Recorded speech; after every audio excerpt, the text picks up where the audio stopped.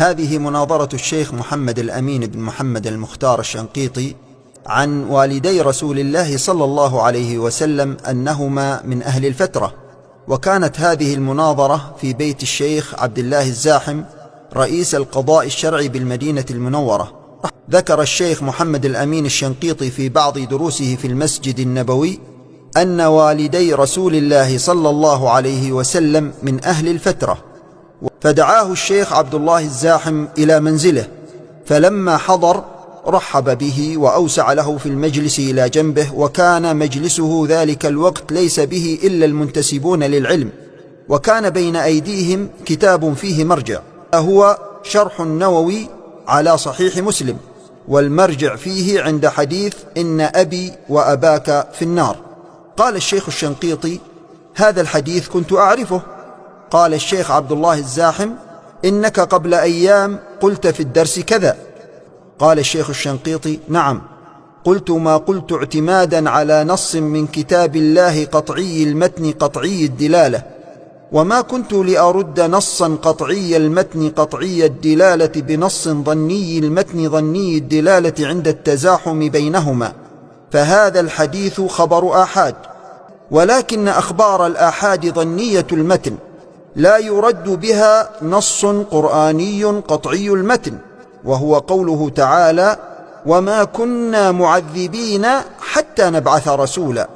وهذا النص قطعي الدلالة لا يحتمل غير ما يدل عليه لفظه بالمطابقة، بخلاف حديث إن أبي وأباك في النار، فإنه ظني الدلالة، يحتمل أن يعني بقوله إن أبي عمه أبا طالب، لأن العرب تسمي العم أبا، وجاء بذلك الاستعمال كتاب الله العزيز في موضعين، أحدهما قطعي المتن قطعي الدلالة، وهو قوله تعالى في البقرة: قالوا نعبد إلهك وإله آبائك إبراهيم وإسماعيل وإسحاق، وإسماعيل عمه قطعا، فهو يعقوب بن إسحاق بن إبراهيم.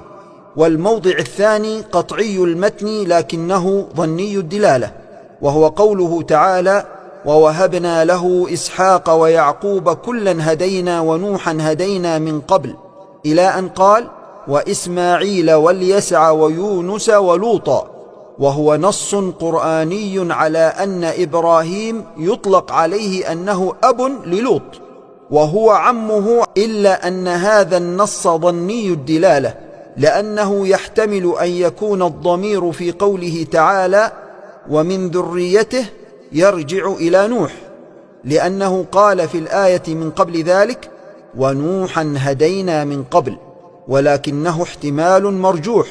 وإذن فإنه يحتمل أنه صلى الله عليه وسلم لما سأله الأعرابي بقوله: أين أبي؟ وقال له: إن أباك في النار، ولى والحزن باد عليه، فقال عليه الصلاة والسلام: ردوه علي. فلما رجع قال له: إن أبي وأباك في النار. إن العرب تسمي العم أبا، ثم قال: والتحقيق في أبوي رسول الله صلى الله عليه وسلم أنهما من أهل الفترة، لأن تعريف أهل الفترة أنهم القوم الذين لم يدركوا النذارة قبلهم ولم تدركهم الرسالة التي من بعدهم. قال أحد الحضور: العرب كانوا على دين إسماعيل، فعندهم نذارة أدركوها. فقال له الشيخ الشنقيطي: هل أنت على بصيرة مما تقول؟ قال: نعم. فقال له الشيخ الشنقيطي: أين أنت من قوله تعالى في سورة ياسين: لتنذر قوما ما أنذر آباؤهم فهم غافلون؟ وما هنا نافية على التحقيق بدليل الفاء في قوله فهم غافلون، أي لعلة عدم إنذارهم. وأين أنت من قوله تعالى في سورة القصص: ولكن رحمة من ربك لتنذر قوما ما أتاهم من نذير من قبلك؟